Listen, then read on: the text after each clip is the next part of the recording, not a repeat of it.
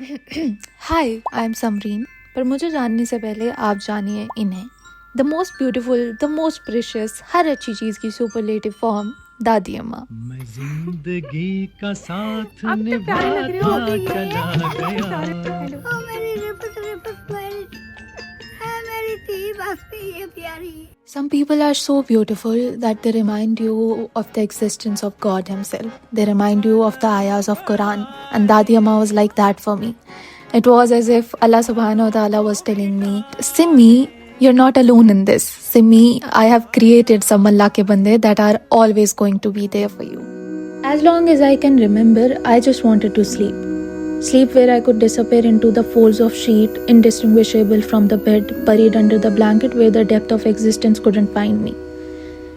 My chest felt heavy as if the ribs meant to protect my heart were crushing it instead. So I chose to ignore it and closed my eyes as an 11-year-old until I stirred at the age of 18 and everybody was like, Happy 18th birthday, Samreen. Forbidden age, they called it. And I was awake and alive in the age I never thought I would reach. I became a stranger in my own life, navigating a world that moved on without me. So what could I have done? I just wandered from one street to another, homesick for a home that was never mine to begin with, hoping and praying to Allah subhanahu wa ta'ala that please, someone, please, come and end it all for me.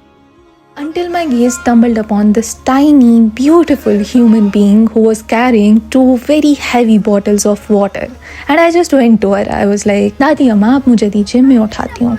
And I saw उनका एक छोटा सा bed था जिसके साथ कुरान रखा हुआ था और बेड के साथ ही जानिमाज़ बिछी हुई थी और उनकी ज़ुबान पर सिर्फ एक चीज़ थी और वो थी अल्हम्दुलिल्लाह और शुक्र अल्लाह. And that's when something changed in me. She gave me a very beautiful smile. And that was the time I started waking up every day hoping to see that smile again. I started smelling flowers on my path. I started smiling at strangers and they started smiling back at me too. Stood by the ocean letting the waves whisper their secrets to me. I saw the stars and remembered how small my worries are. I listened to the tales of trees and took walks in the nature, feeling the earth under my feet and the sky above. It was never about shedding the weight of years of sadness, but about learning to live with the burden of being alive.